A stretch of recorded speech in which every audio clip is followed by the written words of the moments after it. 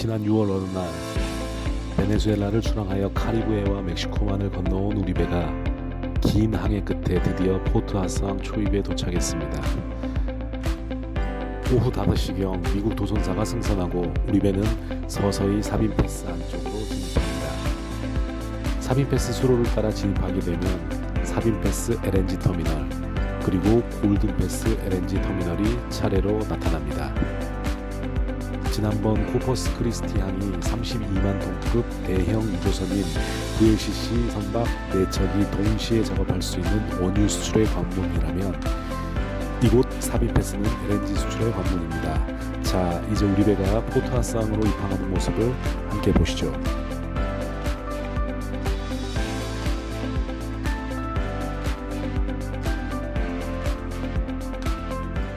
터그보트 2척이 우리 배 앞뒤로 단단히 붙어 좁은 수로 운항을 돕습니다.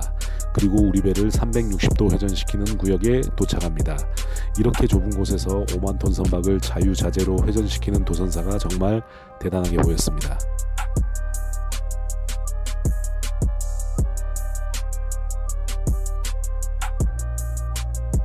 서서히 부두가 가까워지네요. 저녁 7시 54분 첫 줄이 육상에 던져지고 밤 8시 12분 마침내 첫 번째 부두인 포파 도크 1에 안전하게 접안을 완료했습니다. 접안이 끝났다고 선원들이 쉴 수 있는 건 아닙니다. 밤새도록 저유황유와 가스오일을 부지런히 채워넣는 벙커링 작업을 진행합니다. 미국 땅에 도착하자마자 배도 든든하게 밥을 먹는 셈이죠. 이 작업은 다음날 새벽 3시가 되어서야 모두 끝이 났습니다. 다음날 아침에는 미국의 검역관과 이민국 공무원들이 차례로 배에 오릅니다. 서류를 철저히 검사받고 이상 없이 통과.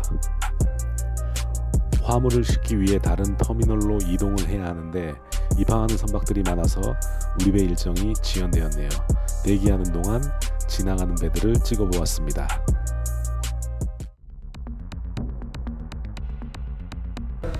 Yes, please. 야마토 스피릿 LR2 선박이네요. 13만 톤 정도 되는 것 같습니다. 작아 보이죠? 아, 바로 옆에 지나갈 때 찍었어야 되는데 못 찍었네요. 수심 때문에 풀짐은 못 싣고 지금 드라프트가 11m니까 대략 한 6, 7만 톤 정도 싣지 않았을까 싶습니다.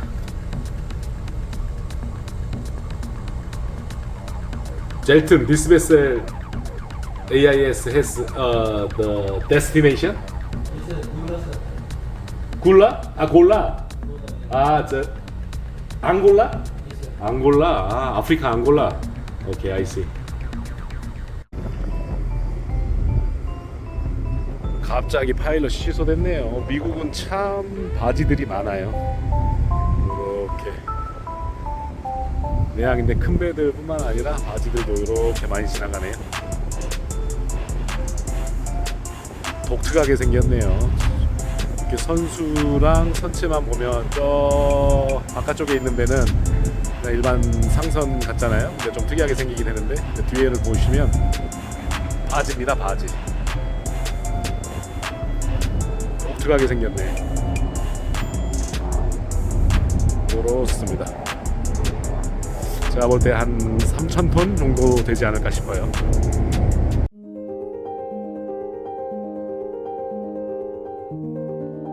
이제 진짜 화물을 실을 부두로 이동해야 합니다. 밤이 되고 다시 도선사와 터그보트의 도움을 받아 배를 움직입니다.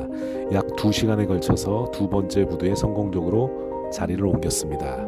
상선에서는 이렇게 항내에서 부두를 옮기는 걸 쉬프팅이라고 부릅니다.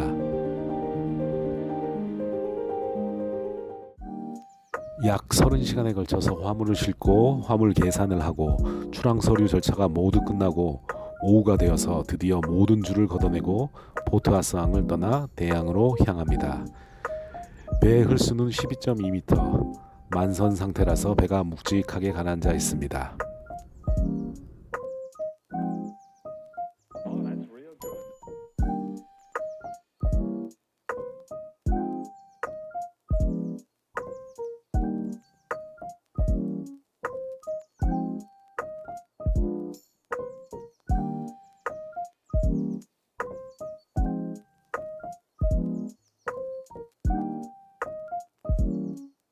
출항 후 약 4시간을 달려 저녁 7시 40분경 드디어 도선사가 내릴 시간입니다. 보통은 사다리를 타고 조그만 도선선으로 내리지만 여기 포트하스항에서는 아주 특별하게 헬리콥터로 퇴근을 합니다.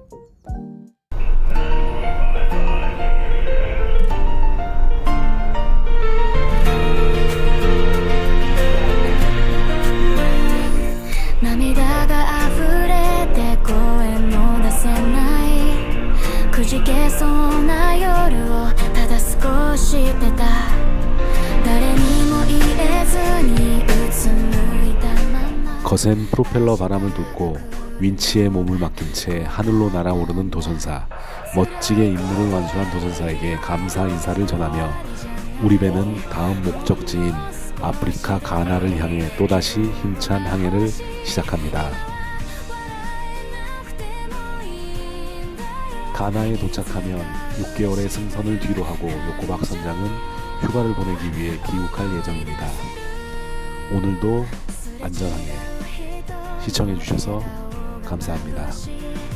私だけが止まってるみたいで、でもふとした風が